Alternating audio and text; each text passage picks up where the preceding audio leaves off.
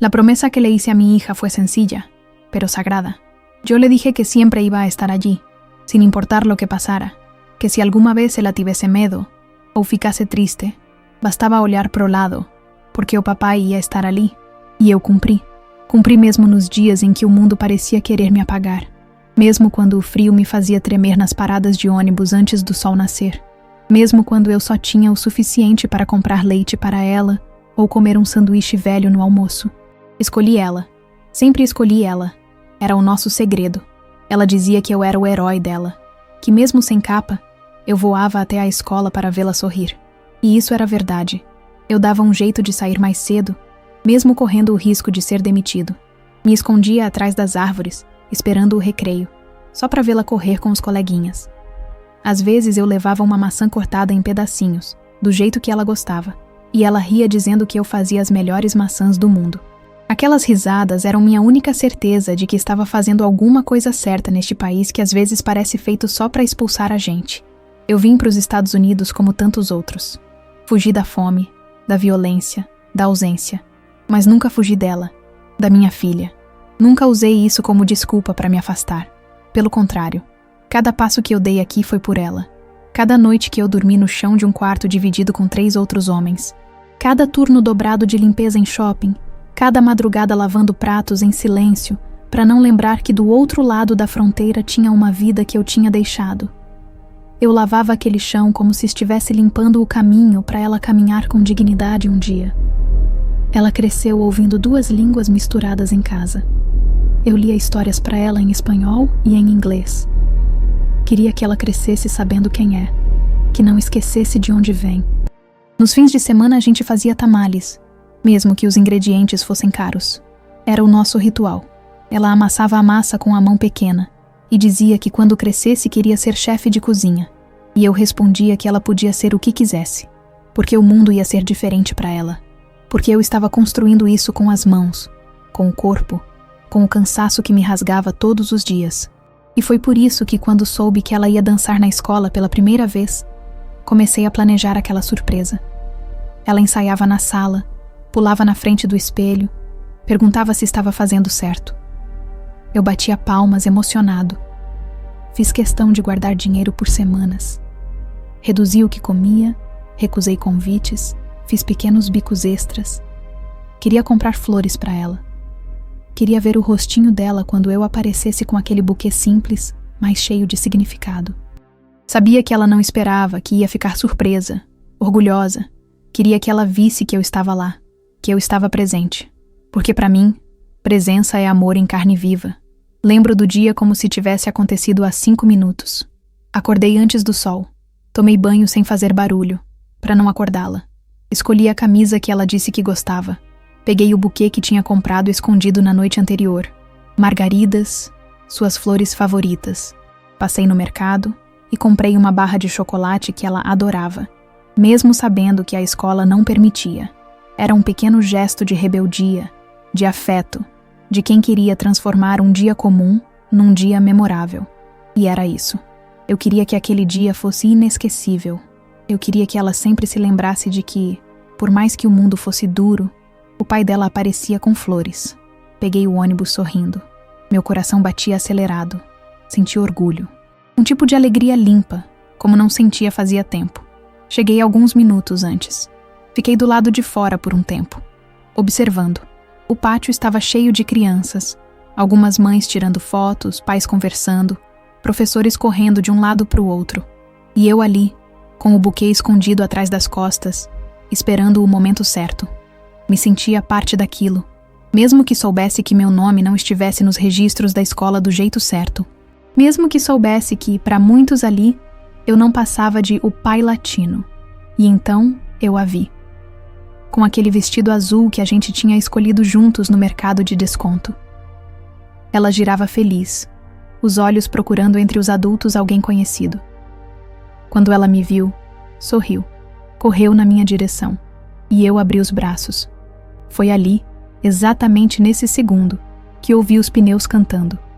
O som seco e cortante de portas de viatura se abrindo. Homens uniformizados correndo, vozes gritando meu nome. Ela parou. O buquê caiu da minha mão. Eu nem tive tempo de entender. Me viraram de costas, algemaram meus braços, me empurraram, e eu só ouvia ela chorando, gritando: "Papai!"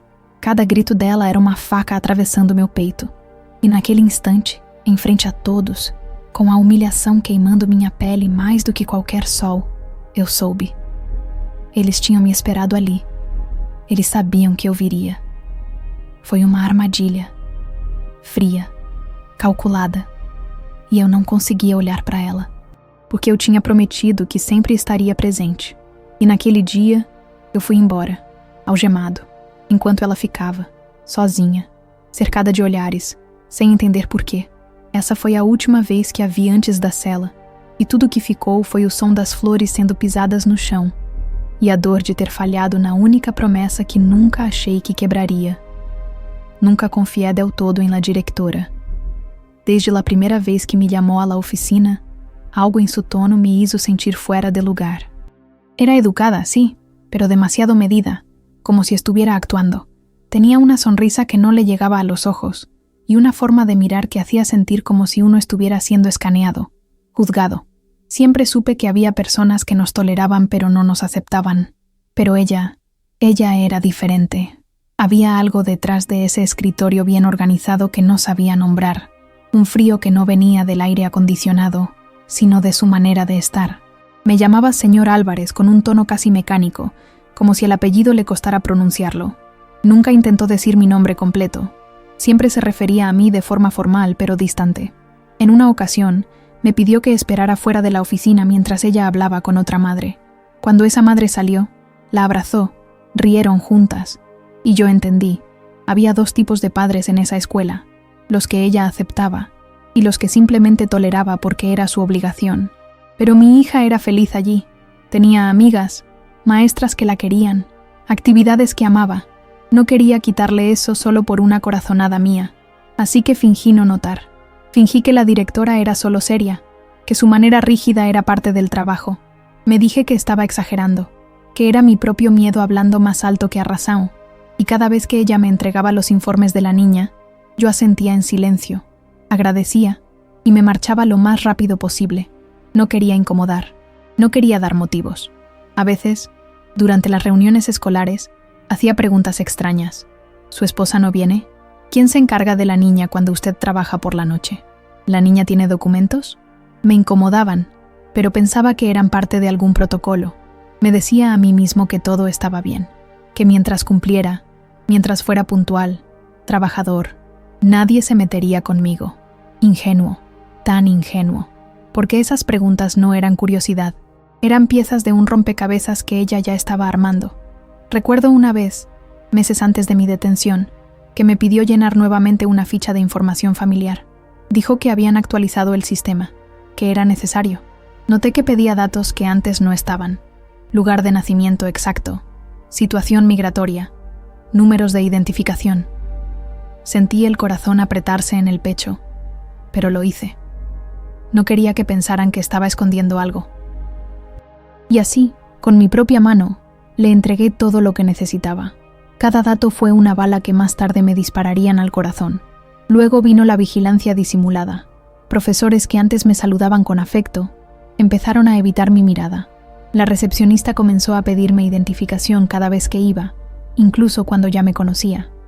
Una vez, una madre del salón me preguntó en voz baja si era cierto que yo no tenía papeles. Me quedé mudo.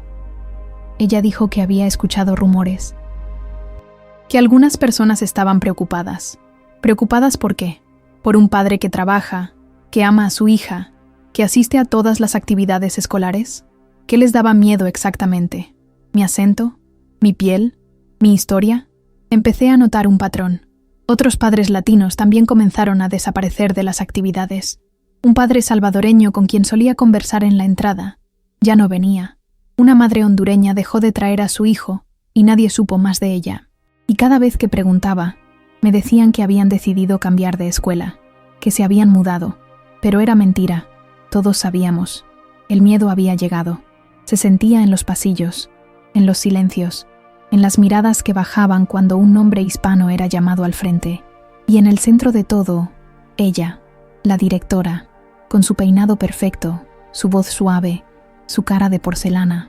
Era como una estatua que sonreía sin moverse, siempre bien vestida, siempre con una carpeta en la mano. Pero detrás de esa imagen había estrategia, había juicio, había una agenda. Lo que nunca imaginé es que ella no solo colaboraba con el ICE, ella lo dirigía. Había convertido la escuela en una extensión de las oficinas de inmigración. Usaba los datos de los padres, cruzaba información, llamaba a contactos. Su poder no venía solo de su cargo, sino de su red, de la estructura silenciosa que había creado alrededor de su oficina. Una estructura que atrapaba a padres como yo, que solo queríamos ver a nuestras hijas bailar. Un día, sin saberlo, escuché una conversación entre dos empleadas. Decían que la directora había recibido una recompensa por ayudar a limpiar el entorno escolar. Lo dijeron en voz baja, como si supieran que era sucio, pero inevitable.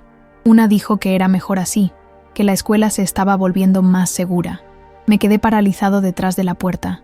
¿Más segura? ¿De qué? ¿De mí? ¿De padres que llevan flores a sus hijas? Ese día, entendí que la amenaza no estaba afuera, estaba dentro, sentada detrás del escritorio más elegante de la escuela, y tenía mi nombre completo en sus papeles. No éramos invisibles, éramos objetivos. Y así, ella fue construyendo su plan. Comenzó a reunir papeles, a documentar supuestas inquietudes, a fabricar un perfil falso de mí. Dijo que llegaba sin avisar, que a veces tenía comportamientos agresivos, que hacía preguntas incómodas. Todo mentira, pero suficiente para justificar una acción, para activar oídos atentos dentro del ICE, y mientras mi hija se preparaba para su gran día, en cuanto Euso pensava nas margaridas que ia levar, ela já tinha assinado os papéis que decretavam meu fim. Yo no lo sabía. Nadie me advirtió. Nadie me dio la oportunidad de explicarme, de defenderme. Todo estaba sellado, planeado, fríamente, eficientemente. El operativo estaba listo. Y yo era solo el último en la lista. Recuerdo exactamente cómo latía mi corazón en ese momento. Era como un tambor resonando en mi pecho. Sonreía, con el ramo aún escondido a la espalda, cuando me vio. Sus ojos se iluminaron. Esa carrera hacia mí fue como una escena de película. Ella vino corriendo hacia mí, con su vestido azul ondeando al viento, el pelo recogido como habíamos acordado, y yo allí de pie, con lágrimas en los ojos, lista para arrodillarme, entregarle las flores y decirle: «Estuviste increíble, mi bailarina». Pero en cambio, oí un golpe sordo, ruedas frenando, portazos, órdenes gritadas, voces masculinas. «Señor Álvarez, quédese donde está». Una mano me agarró del brazo, otra me jaló con fuerza. Mi primera reacción fue instintiva. Levanté las manos. Intenté hablar. «Mi hija está ahí, por favor».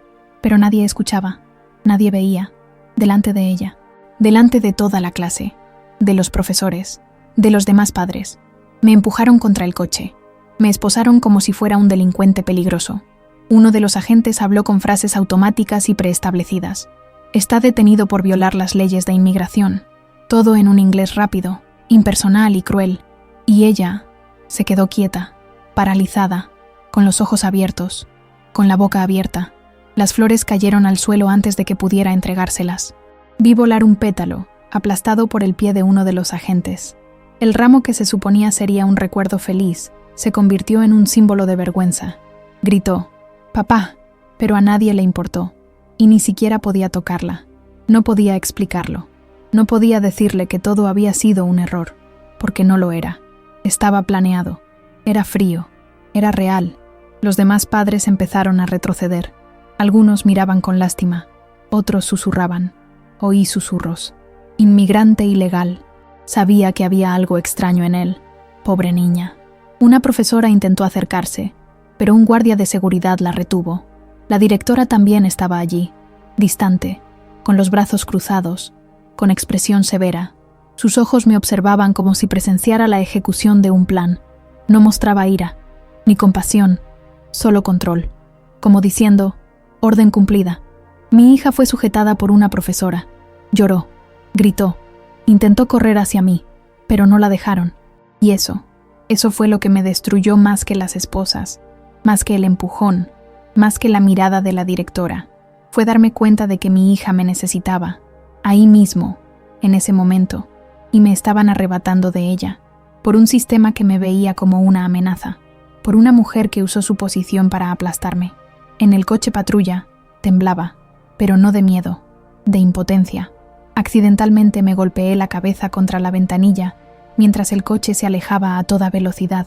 Y afuera, por última vez, la vi corriendo detrás de mí, con los brazos extendidos. No entendía. ¿Cómo podía? En su mente, el padre que le había prometido que siempre estaría ahí, se iba, sin despedirse, sin dar explicaciones, sin una oportunidad. No pude despedirme. Me silenciaron primero. De camino al centro de detención, lloré en silencio. Intenté controlarme, pero no pude. Pensé en su mochila, en el dibujo que me había hecho, en los ensayos en su sala, en la manzana que había cortado en estrella la noche anterior, de la que ella había dicho que era la mejor del mundo. ¿Y ahora qué? ¿Quién la recogería? ¿Quién le explicaría todo esto? ¿Quién la abrazaría y le diría que no era su culpa? Al llegar, me trataron como a un intruso. Me registraron. Se llevaron mis pertenencias. Me hicieron preguntas cuyas respuestas ya sabían. Me pusieron un uniforme gris y me dieron un número. A partir de ese momento, dejé de ser padre, dejé de ser hombre. Era el 84, uno más, como tantos otros. Pero lo que más me dolía no era la celda, no era el colchón delgado ni el olor acre del pasillo. Era el vacío, la ausencia, el eco de su llanto en mi mente. Podía oírlo. Se repetía una y otra vez. Papá, papá, como una aguja que me clavaba el mismo punto en el corazón, sin descanso. Y al caer la noche, lloré hasta quedarme dormida, sola, en silencio, porque en ese momento, por primera vez, me sentí avergonzada de existir. No por quién soy, sino por cómo me hicieron parecer, por haberme arrancado de ella como si fuera basura, por haber convertido un momento de amor en un espectáculo público de humillación.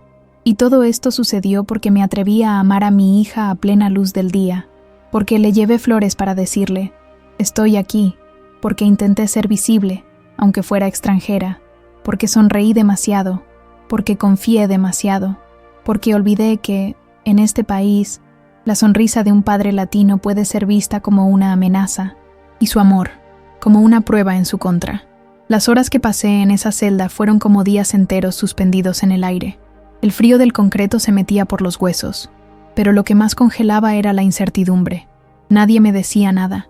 Nadie me explicaba por qué habían elegido precisamente ese día, por qué en la escuela, por qué frente a ella. Era como si me hubieran arrancado de mi vida con precisión quirúrgica, en el momento exacto para provocar la herida más profunda. Hasta que un agente del AIC, un hombre de unos 50 años con cara de haber visto demasiado, me llamó por mi número, no por mi nombre.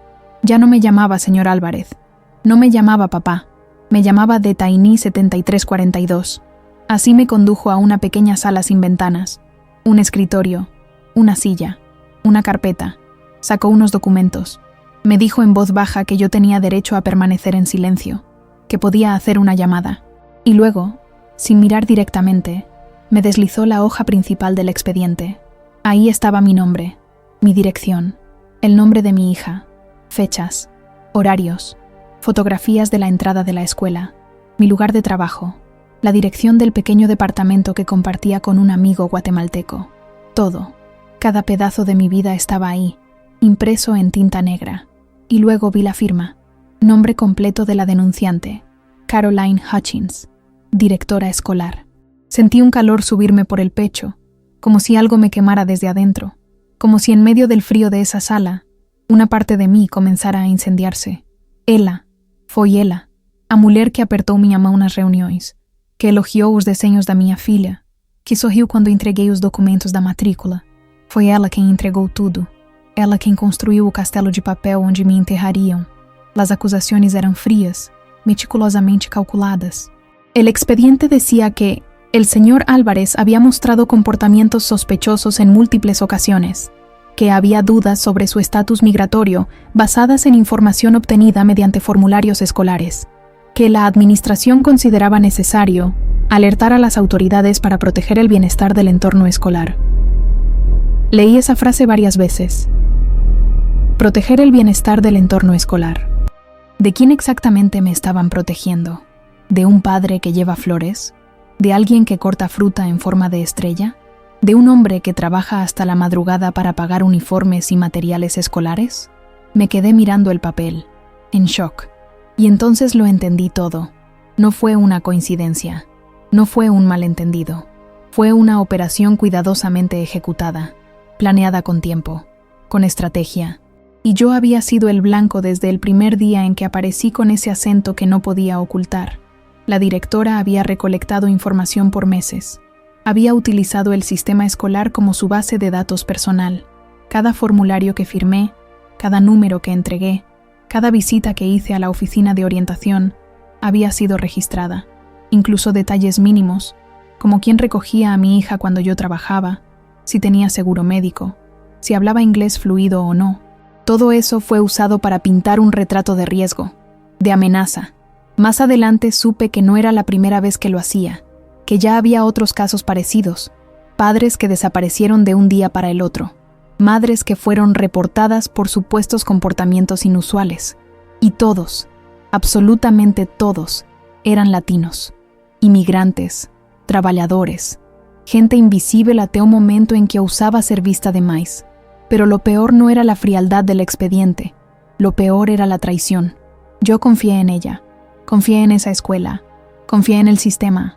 Pensé que mientras hiciera las cosas bien, mientras amara a mi hija con todo, mientras me mantuviera en silencio, nadie vendría por mí. Pensé que el amor bastaba. Qué equivocado estaba. En los días siguientes, mientras esperaba mi proceso formal, no dejaba de pensar en cómo ella había justificado lo injustificable.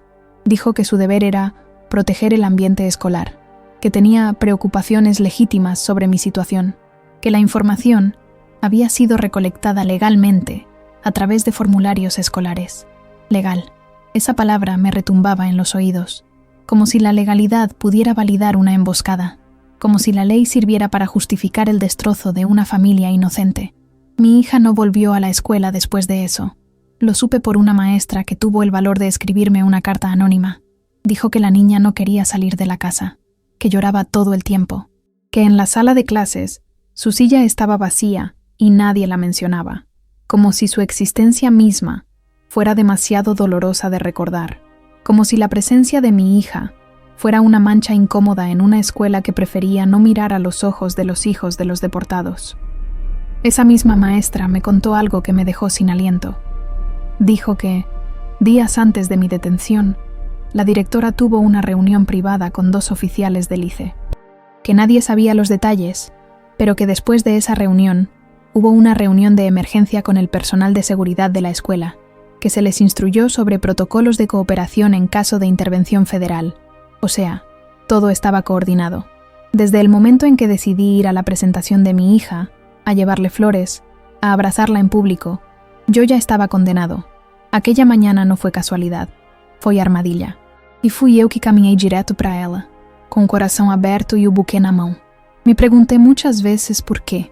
Por que ella lo hizo? ¿Qué la motivaba? ¿Era simplemente racismo? ¿Era miedo? ¿Era parte de algún programa encubierto de colaboración entre escuelas y migración? ¿O era una mujer con demasiado poder y muy poca alma? No encontré respuesta. Solo tenía una certeza. Alguien usó mi amor como arma contra mí. Alguien tomó mi nombre, mi historia, mi dignidad, y la empaquetó en un archivo administrativo. Y ese archivo fue el que me quitó a mi hija, sin juicio, sin derecho a explicar, sin voz. Y en ese silencio, en ese vacío, supe que lo que había comenzado como una detención era en realidad algo mucho más profundo. Era una declaración, un mensaje, uno que gritaba: aquí, no eres bienvenido, ni siquiera si amas con todo tu ser. El lugar al que me llevaron no tenía nombre, al menos no uno que se pudiera decir sin que algo se quebrara por dentro. Algunos lo llamaban el centro, otros simplemente el infierno blanco. Desde el primer segundo supe que nada allí me prepararía para lo que estaba por venir. Era una mezcla de prisión, jaula, congelador humano y pozo de desesperación. No había ventanas, no había relojes, solo cuerpos grises, luces frías y un silencio que pesaba como una lápida sobre cada cabeza. Me entregaron un uniforme delgado, de esos que no abrigan ni cubren nada. Las botas eran duras, elásticas, como hechas para durar más que cualquier vida que pisara con ellas. Las paredes estaban manchadas, no de sangre, más de abandono, húmedas. Respiraban un olor viejo, ácido, como a sudor seco y desinfectante vencido. No sabía si era de mañana o de noche. El tiempo allí no tenía sentido. Solo existía el antes, cuando eu ainda podía abrazar miña filla, e o agora, onde tudo era castigo sen crime. Mi celda tenía 3 literas, 6 camas. En la mía, alguien había escrito un nombre en la pared con las uñas. Roberto, 2022. Era como una advertencia, como una confesión muda de que nadie salía de ahí sin dejar un pedazo de alma. Compartía el espacio con hombres que no hablaban mucho. Algunos lloraban en las noches, otros simplemente se quedaban mirando al vacío, con los labios partidos, como si ya se hubieran ido, aunque sus cuerpos todavía estuvieran ahí. Había un salvadoreño llamado Oscar. Tenía los ojos rotos, como si hubieran visto demasiado. Me contó, una madrugada, que dejó a su hija de 3 años con la vecina para ir al trabajo. No volvió a verla. Lo arrestaron en una redada en un supermercado. Desde entonces, no sabía si la niña estaba viva, si la habían enviado al sistema, si alguien la había acogido.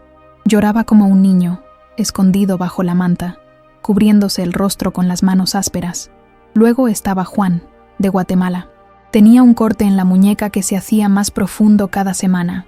No hablaba casi. Solo repetía en voz baja, una y otra vez: no me van a mandar otra vez a morir. A veces se mordía los labios hasta sangrar. A veces golpeaba la pared con la frente. Los guardias lo ignoraban. Decían que si no se mataba solo, eventualmente lo deportarían. Era solo cuestión de tiempo.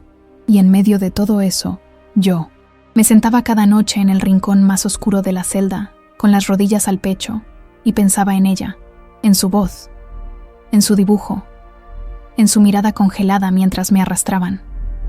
Me preguntaba si estaba comiendo, si dormía, si me odiaba, si pensaba que a deixei de propósito. La culpa era una serpiente enredada en mi estómago. Me carcomía. Me decía que no fui suficiente, que falei, que por más que teña traballado, amado, cuidado, non bastou. A comida vinha numa bandeja de plástico rachado, sempre igual, uma massa cinza sem gosto, um suco que parecia detergente, às vezes um pedaço de pão duro. Eu não comia muito. O estômago se fechava. Outros comiam porque era a única forma de não desmaiar. Outros escondiam a comida para vender, trocar por sabão, por meias, por minutos de ligação. Lá dentro, tudo vira moeda. Um sabonete, uma blusa velha, uma caneta sem tinta. No me dejaban hablar com mi hija. Una vez por semana podia hacer una llamada de 5 minutos. La marcaba con el corazón acelerado, con la garganta cerrada, y siempre caía el buzón de voz. O a mãe dela não atendia, ou desligava. Não sei o que ela disse para a menina. Não sei se mentiu, se disse que eu viajei, que fui embora, que a abandonei.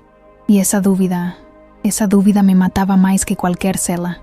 Uno de los guardias, el más joven, me dijo una noche: no llores más, hombre, aquí todos pierden algo. Lo dijo con naturalidad, como quien ofrece un consejo en el supermercado. Pero yo no había perdido algo. Había perdido mi vida, mi centro, mi razón, porque lo que duele no es estar preso.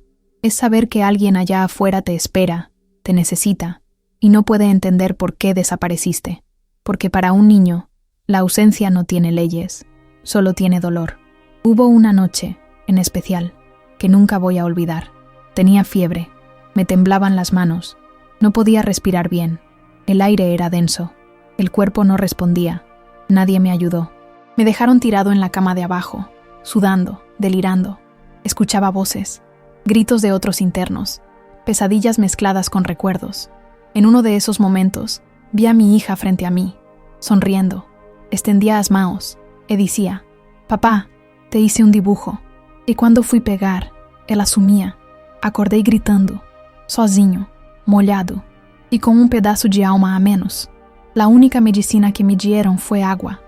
Agua sucia, un vaso plástico, resquebrajado. Tomé con miedo. No quería morirme. Quería ver a mi hija de nuevo, aunque fosse só por un segundo. Queria dizer que ela não teve culpa, que eu lutei, que eu nunca quis ir embora, que meu amor por ela era maior que qualquer documento. E mientras todo eso passava, Allá afuera el mundo seguía, la escuela seguía, la directora seguía, las clases seguían, como si yo nunca hubiera existido, como si mi historia no tuviera lugar, como si lo que fui, padre, hombre, trabajador, no contara para nada. En el centro de detención no hay espejos. Dicen que es por seguridad, pero yo creo que es porque nadie quiere ver su rostro en ese lugar, porque allí uno deja de reconocerse, se vuelve sombra, se vuelve número, se vuelve silencio, y ese silencio es lo que más duele, porque nadie grita tu nombre, porque nadie te dice cuándo vas a salir, porque todo lo que tienes es memoria, y si la memoria está llena de dolor, eso es lo único que respiras. Y yo respiraba eso, dolor, y lo único que me sostenía, noche tras noche, era una imagen, ella, con su vestido azul, corriendo hacia mí, antes de que el mundo se rompiera, antes de que nos borraran de la foto. En algún momento, uno se aferra a la idea de que alguien allá afuera se va a importar, que entre tanta indiferencia, al menos una persona va a moverse, a buscarte, a preguntar por ti. Y para mí, esa persona debía ser ella, la madre de mi hija. La conocí en un restaurante, limpiando mesas. Éramos dos jóvenes sin rumbo, atrapados en un país que prometía más de lo que daba. Ella había nacido aquí, pero su familia venía de Michoacán. Tenía papeles, tenía escuela, tenía opciones, y yo solo tenía las manos, el cuerpo dispuesto a aguantar todo. Durante un tiempo creímos que eso bastaba, que el amor bastaba. Vivimos juntos algunos años, tuvimos a nuestra hija, y luego, sin que nadie gritara, sin que nadie quebrara platos o puertas, simplemente dejamos de ser. La ruptura fue silenciosa, como esas cosas que mueren por dentro. Mas ela sabia, sempre soube, que a minha ligação com nossa filha era forte, que eu a via como minha missão, como meu legado. Eu não era um pai de fim de semana. Eu troquei fralda, cozinhei, acalmei febres. Fui às reuniões. Dormi no chão quando a gripe dela me pedia vigília. E mesmo separados, ela reconhecia isso. Nunca tivemos brigas por custódia. Ela deixava que eu a visse, que eu a levasse à escola, que eu a enchesse de mimos e cuidado. Até aquele dia, desde o momento em que me algemaram na frente da escola, pensei nela. Não queria enfrentar. E entonces lo supe. Lo sentí en el estómago, como una punzada que no se va. Ela sabia. Sabia desde antes. Sabia que me buscariam, que fariam aquilo, e não avisou. Não tentou impedir. Não me deu sequer a chance de fugir. Me deixou ir.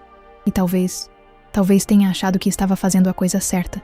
Não sei se fui por medo, por pressão, por conveniência, ou por raiva antiga. Mas ela me entregou ao silêncio. E isso doeu como nenhuma cela. Na mãe, pensei. Ela vai vir aqui, vai perguntar, vai me procurar, vai entender que isso foi um erro. Mas não veio, nenhuma ligação, nenhuma mensagem, nada.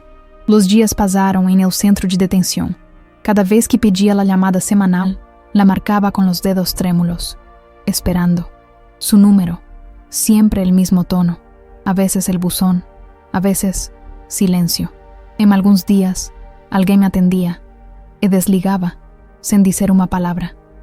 Eu reconhecia a respiração, sabia que era ela, mas não queria ouvir. Uma vez, um dos guardas, que tinha um sotaque parecido com o meu, me disse em voz baixa: "Tu és... firmou nos documentos antes de que te detuvieran." Não quis acreditar, mas depois, tudo começou a fazer sentido. A ficha, a rapidez da operação, o fato de saberem os horários, os locais, os movimentos. Ela facilitou. Ela deu a chave. E minha filha mandava desenhos.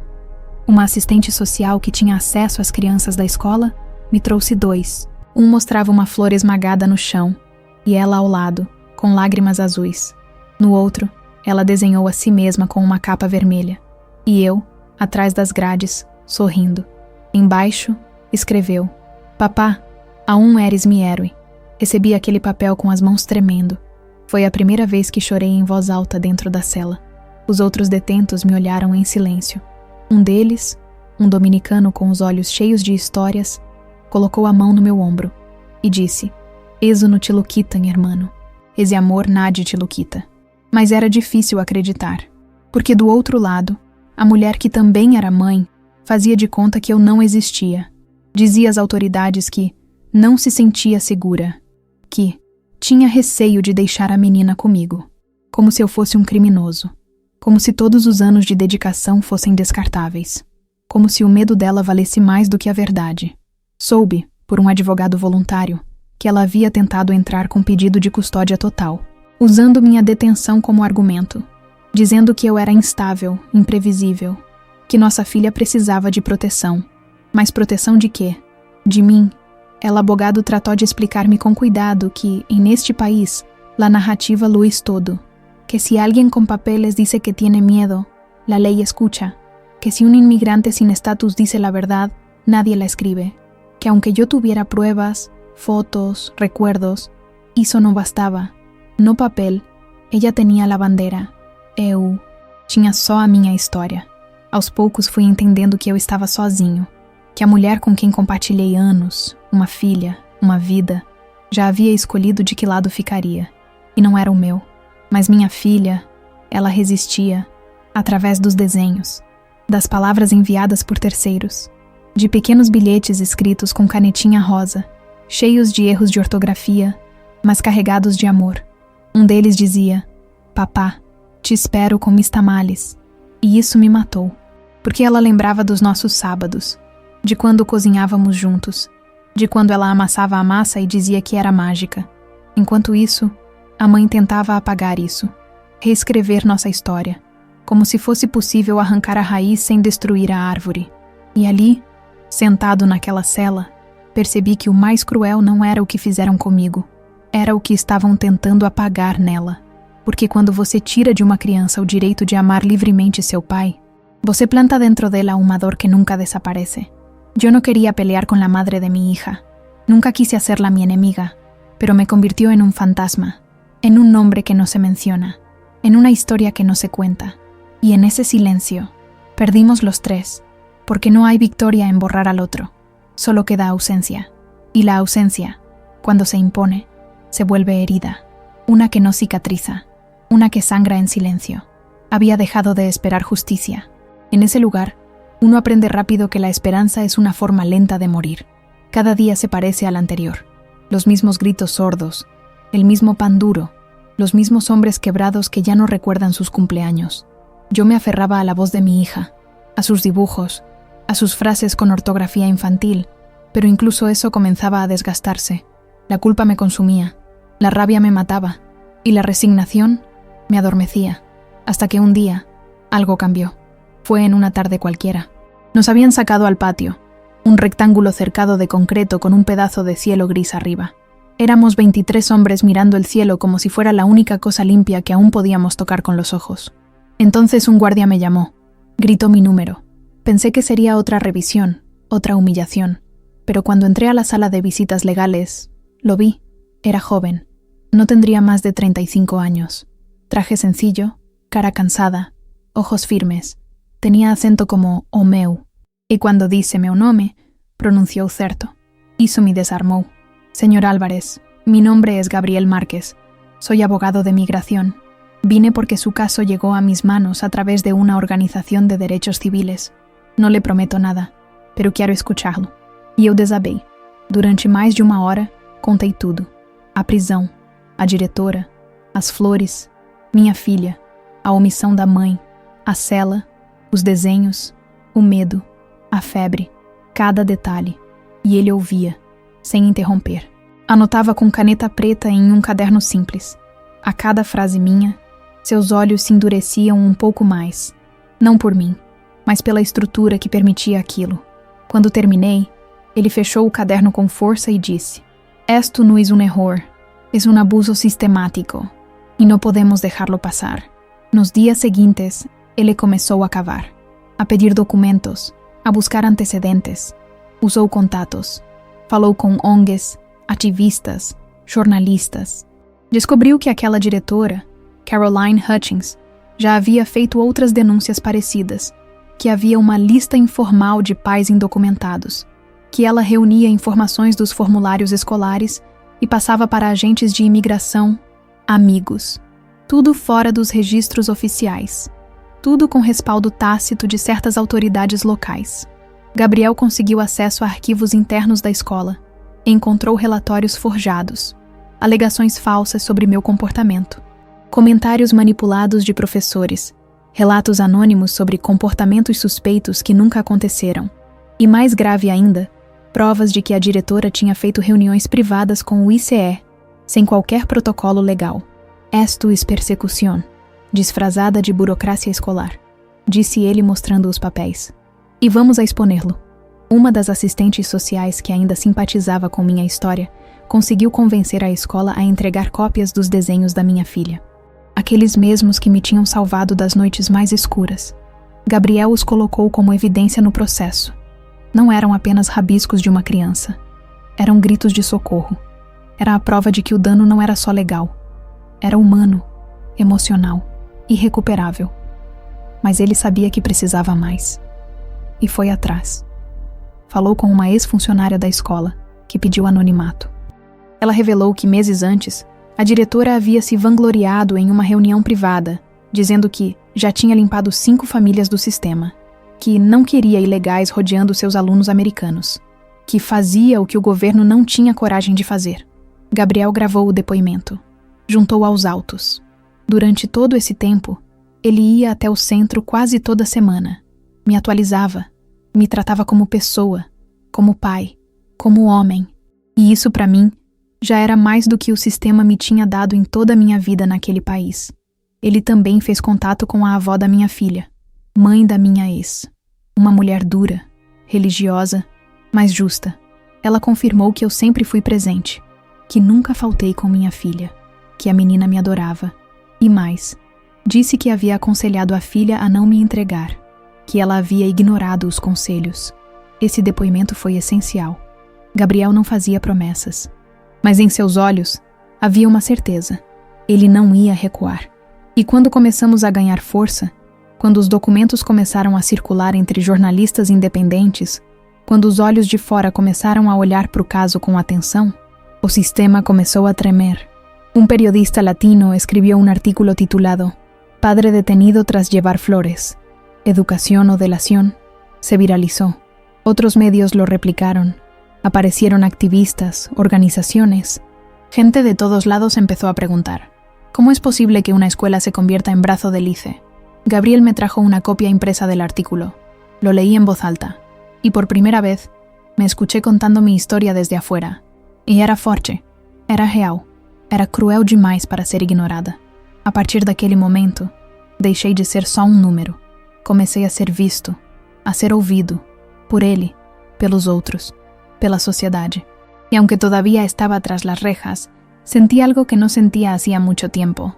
Dignidad. Porque alguien, finalmente, estaba dispuesto a pelear por mi verdad. Y cuando eso pasa, cuando alguien pone su nombre junto al tuyo en medio del fuego, no hay celda que pueda apagar lo que nace ahí. El día del juicio llegó como un susurro que se convirtió en grito. No había dormido la noche anterior. Los reclusos que compartían mi celda lo notaron. Caminé de un lado a otro. Me senté. Recé. Lloré. Me pregunté 1000 veces si estaba lista. No para el juicio, sino para todo lo que conllevaría. Para la mirada del juez. Para la ausencia de mi hija de la sala. Para la posible negación que lo destruiría todo. Gabriel me recibió en el pasillo. Traje oscuro, ojos firmes, manos seguras. Me entregó una carpeta con los últimos documentos y dijo en voz baja, «Hicimos lo mejor que pudimos, pero lo más importante está aquí». Se tocó el pecho, y eso fue suficiente. Respiré hondo, y me fui. La sala del tribunal no era grandiosa. Era fría, sencilla, casi burocrática. Pero dentro, todo parecía pesar más. Cada silla, cada suspiro, cada palabra. A un lado yo, esposada, vestida de uniforme. Al otro, 2 abogados del gobierno. Uno de ellos ni siquiera me miró. El otro leía papeles como si fueran informes sobre importaciones de café. La jueza, una mujer de cabello blanco y postura rígida, entró y se sentó inexpresivamente. Y entonces, empezó. Gabriel abrió el caso con una frase que aún resuena hoy. Su señora, este no es un caso de inmigración, es un caso de humanidad. Y a partir de ahí, lo reconstruyó todo, con calma, con firmeza. Cada prueba, cada documento, cada denuncia contra el director. Mostró los informes falsos, leyó fragmentos del testimonio del exempleado, presentó los dibujos de mi hija, ampliados en hojas blancas, para que todos pudieran ver lo que se ocultaba, una niña sufriendo. Un padre ausente no por decisión propia, sino por la violencia institucional. Habló de la comunidad que se movilizó, mostró los informes, los videos y, lo más importante, mostró mi historia, mis fotos con ella, las cartas de mi abuela, mis recibos de impuestos, mi comprobante de empleo continuo, mis referencias de antiguos empleadores. Todo allí decía: este hombre no huyó, construyó, amaba, pertenece. Cuando me tocó hablar, me tembló la voz, pero hablé, le conté todo. Desde mi primer día en ese país, mi primer trabajo, el nacimiento de mi hija, las noches de fiebre, el vestido azul, las flores, el momento de las esposas. Y finalmente dije: mi único defecto fue amar a mi hija sin papeles en el bolsillo, pero con todo mi corazón. La sala se quedó en silencio. Uno de los abogados del gobierno murmuró algo. Dijo que el sistema debía ser coherente, que las emociones no superaban los hechos. Pero Gabriel lo interrumpió con un argumento mordaz. ¿Y los hechos que ignoraste? ¿Y los informes manipulados? ¿Eso no cuenta? ¿No es un hecho que esta niña perdió a su padre delante de toda su clase? ¿No es un hecho que una institución escolar violó la confianza de una familia? La jueza pidió un receso, y el silencio de ese intervalo parecía eterno. Pero entonces, algo sucedió. Antes de la sentencia, Gabriel pidió permiso para mostrar un video. La jueza lo autorizó, y cuando comenzó el video, vi su rostro, mi hija, frente a la cámara de un celular, en casa, con el cabello despeinado, ojos cansados, pero con un brillo que me atravesaba como un cuchillo. Sostuvo un papel colorido con mi nombre y dijo: hola, soy Sofía, tengo 7 años.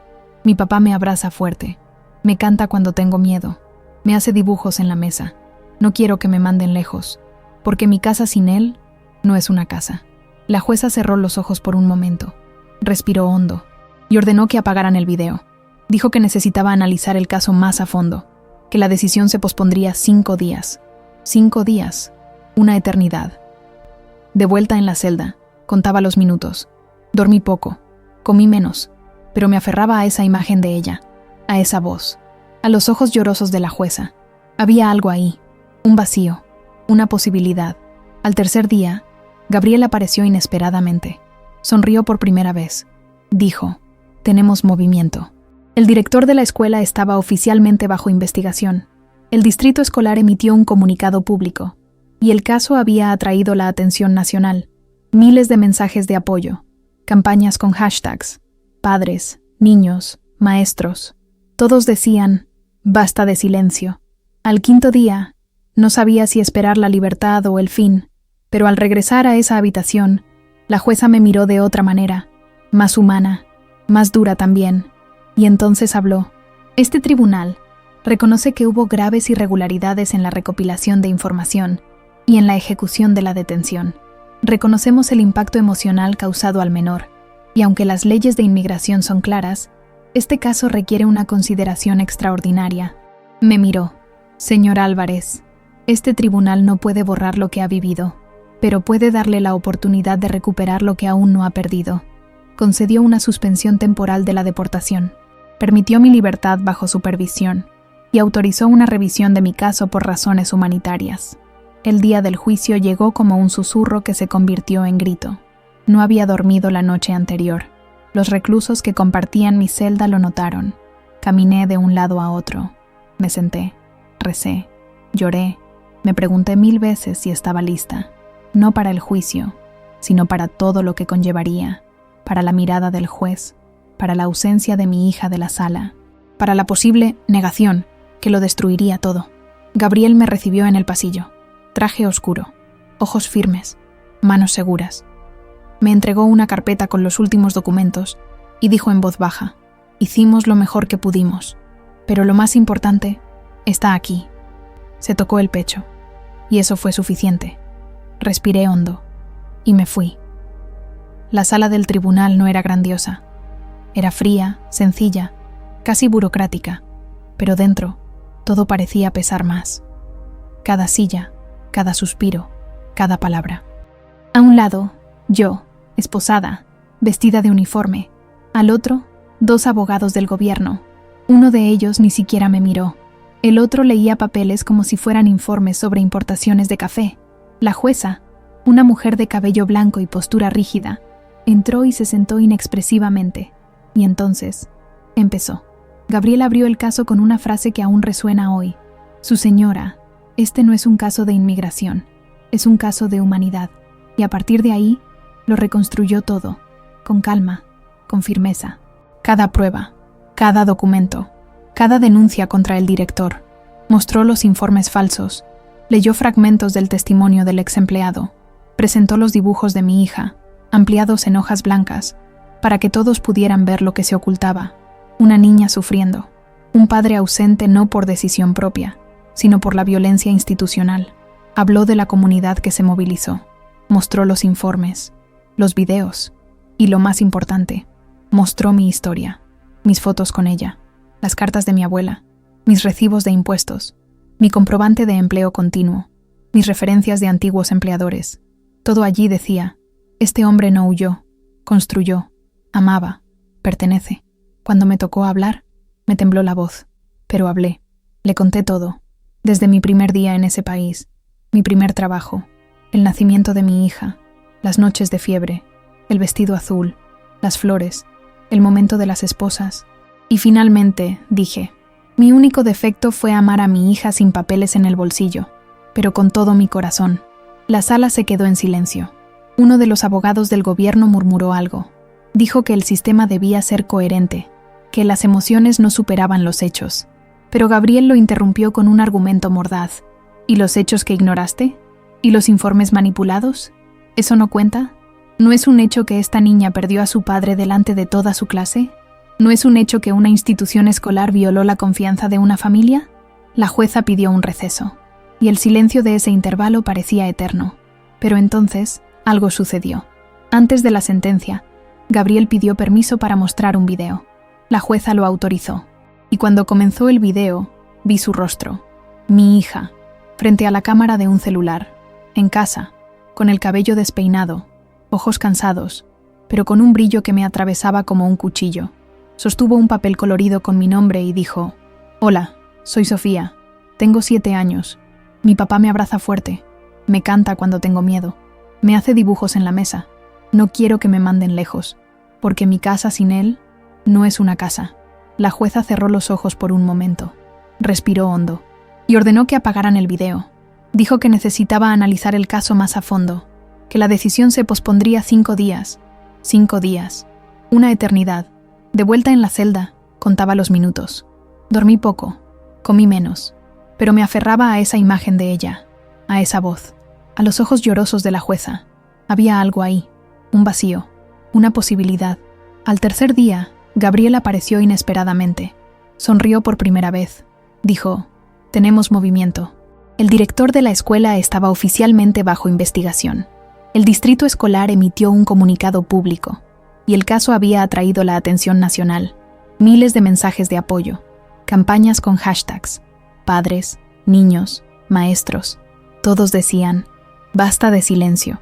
Al 5.º día, no sabía si esperar la libertad o el fin, pero al regresar a esa habitación, la jueza me miró de otra manera, más humana, más dura también, y entonces habló. Este tribunal reconoce que hubo graves irregularidades en la recopilación de información y en la ejecución de la detención. Reconocemos el impacto emocional causado al menor, y aunque las leyes de inmigración son claras, este caso requiere una consideración extraordinaria. Me miró. «Señor Álvarez, este tribunal no puede borrar lo que ha vivido, pero puede darle la oportunidad de recuperar lo que aún no ha perdido». Concedió una suspensión temporal de la deportación, permitió mi libertad bajo supervisión y autorizó una revisión de mi caso por razones humanitarias. Cuando me dijeron que podía volver a casa, no lo creí. Gabriel me lo anunció en voz baja, como quien le habla a alguien que todavía tiene miedo de las buenas noticias. «Te dieron 90 días para demostrar que mereces quedarte, que tienes un hogar, una vida, una razón». Y yo no necesitaba pensar mucho.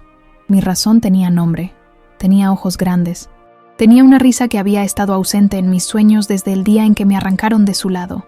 90 días. No era libertad, no era un perdón, era un hilo, fino, frágil, pero suficiente para empezar a tejer de nuevo lo que el sistema intentó romper. Volví a verla en un parque. La abuela la había traído.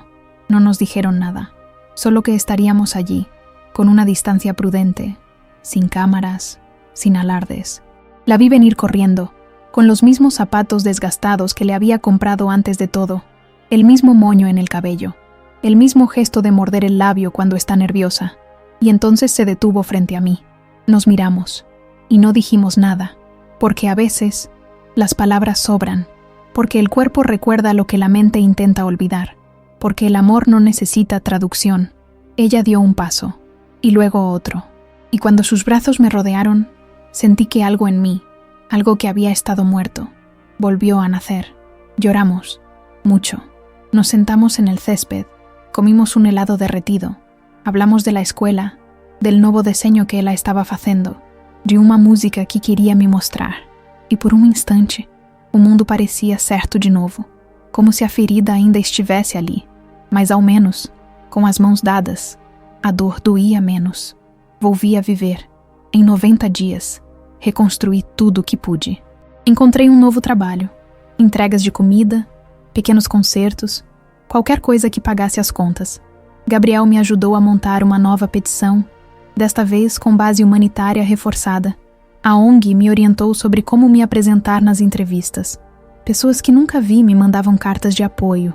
Algumas, dinheiro. Outras, apenas palavras. Mas todas me lembravam que eu não era invisível.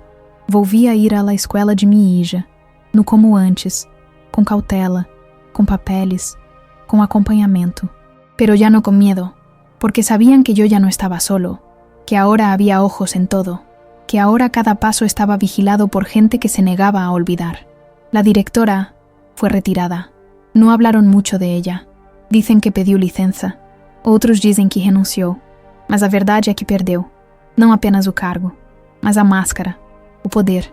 E eu recuperei o que era meu. Mi nombre, minha história, minha dignidade. Hoje sigo lutando. Não tenho garantias. O processo continua. Cada dia é uma espera. Mas já não espero com medo. Espero com propósito. Porque agora eu sei que minha história tocou outras. E se você chegou até aqui, escutando tudo isso, sentindo cada parte, saiba que você também faz parte dessa resistência. Você que é pai, você que é mãe, você que foi separado de alguém que ama, você que sente na pele o peso de não ser visto. Eu não sou herói. Sou só um homem que ama sua filha. Mas às vezes, isso basta. Gracias por estar aqui. Gracias por no pasar de largo. Gracias por escuchar con el corazón. Si esta historia te tocó, te invito a quedarte, a suscribirte al canal. Aquí contamos historias que no suelen tener voz, y cada vez que una persona se une, se suma una luz más contra el silencio. Comenta abajo. Mi historia también importa. Así sabré que no estamos solos. Y si puedes, comparte este video con alguien que necesite esperanza. A veces, lo único que necesitamos es saber que alguien más sobrevivió. Nos vemos en el próximo capítulo. Está apareciendo en tu pantalla ahora. Dale clic. La historia continúa, porque aún hay mucho por contar y mucho por sanar.